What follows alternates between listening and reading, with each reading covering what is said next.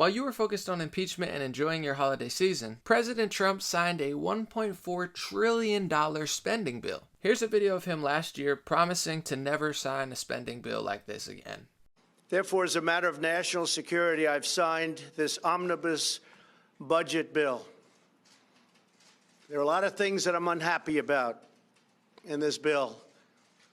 There are a lot of things that we shouldn't have had in this bill, but we were, in a sense, forced. If we want to build our military, we were forced to have. There are some things that we should have in the bill. But I say to Congress, I will never sign another bill like this again. I'm not going to do it again.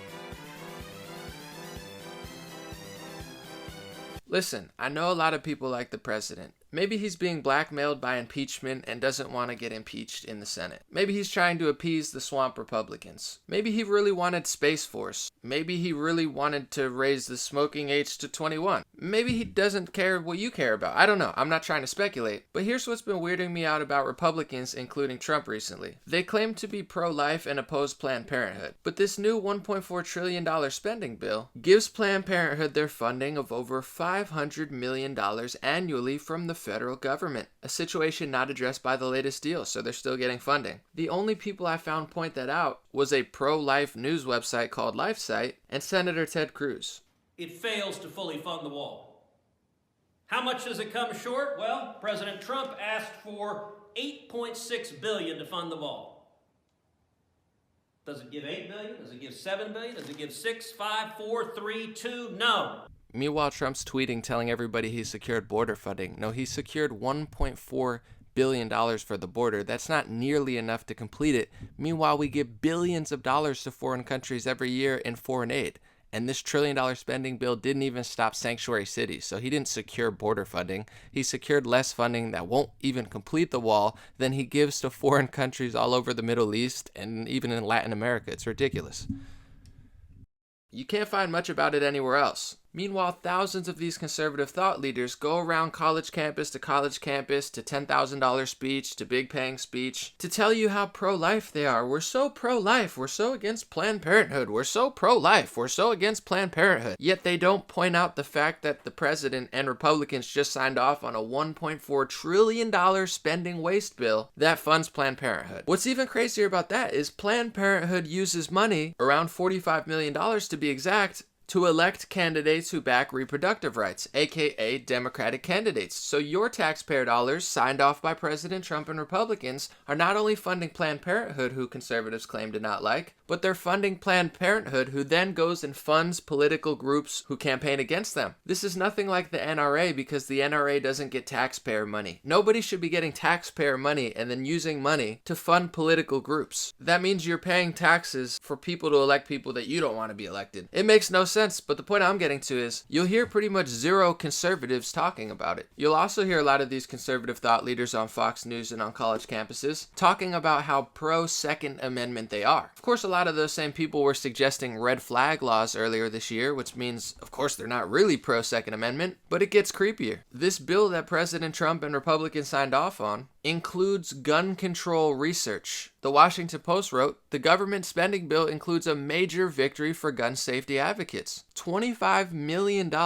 will be provided for gun violence research divided between the Centers for Disease Control and Prevention and the National Institutes of Health. So you wanting to protect yourself or hunt or believe in the Second Amendment like our founding fathers is somehow a disease, I guess? The Center of Disease Control needs to study you? It's the first time in 2 decades that Congress has allocated funding for this issue. So you have Republicans, President Donald Trump in the White House, yet they're doing something for gun control that hasn't been done in 2 decades. But these people have no problem making millions of dollars off you, telling you they're drinking liberal tears and how conservative they are and how much they want to conserve the Second Amendment. But why am I one of the only thought leaders who's talking about this? This spending bill is disastrous. I did a whole video on it. You could watch it. You could watch Tucker Carlson and Ted Cruz's take on it and all the stuff in the bill. Check that out. It's my last video before this one. But let's go to the always entertaining Rand Paul to see his end of the year Festivus report to tell you some of the craziest stuff your government has taken your taxpayer dollars to fund. Serbian cheese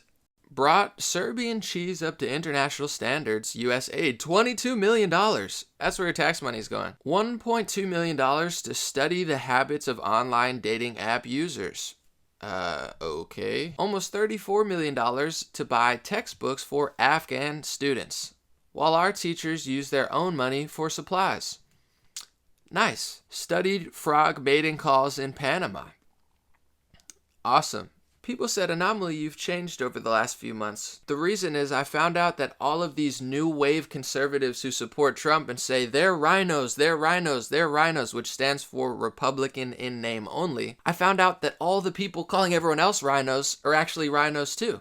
They don't believe in actually anything that they go around college campuses to tell you that they believe in. None of it. They don't believe in the Second Amendment, or they would have told you about this spending bill, and obviously not support red flag laws. They don't believe in anti-safe spaces on college campuses, because they just passed more speech regulations and more regulations on college campuses with President Trump at the helm. They don't believe in smaller government and lower spending, because now they're raising the smoking age to 21, so they have no problem sending you to Afghanistan or Vietnam or Iraq or wherever they send you to start a war that you don't even know why you're there, and you find out a decade later that it's not what they said and they were knowingly lying. That came out recently with the Afghanistan papers. They have no problem sending you to war at 18, but you can't have a cigar or buy rolling papers until you're 21. Thanks to President Trump. He's bragging about it. He said, I'd never sign a bill like this again. But now he's like, look, I signed the bill and it raises the smoking age. Is that small government, leave them out of your life conservative? I don't really get what's going on. So they must believe in free speech, right? Conserving the First Amendment? Actually, no. All conservatives, including Ron DeSantis, who's doing a great job, Donald Trump, who's doing a great job, Crenshaw and all their media lackeys, they're all pushing for more speech regulation under the guise of anti-Semitism, which you could read on the State Department. It's psychotically Orwellian what they try to consider hate speech in that category. And if you dare speak about this at all in an honest and accurate light like I'm doing, Conservative Inc., all these little kids who run around to the college campuses and get all the Fox News placements, they'll call you a racist, homophobic anti-Semite just like the left wing will for dare questioning what they're doing is incorrect, false, dishonest, and hypocritical. I still think the president's doing a phenomenal job, but I'm just wondering why it's becoming status quo for Republicans and conservatives to just really be progressives and socialists with a speed limit. They want to get to socialism quickly. Republicans and conservatives want to get to socialism slowly. And if you ask them questions about demographic or immigration or the First Amendment or the spending bills that they keep passing and covering up without covering them accurately, then they're ready to destroy you in the media.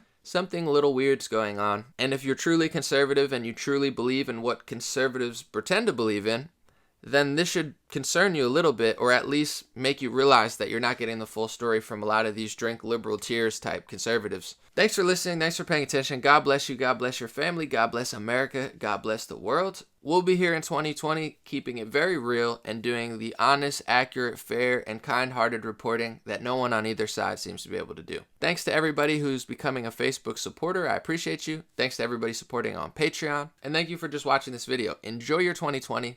Don't let the negative news get you down, and have a good year. Have fun.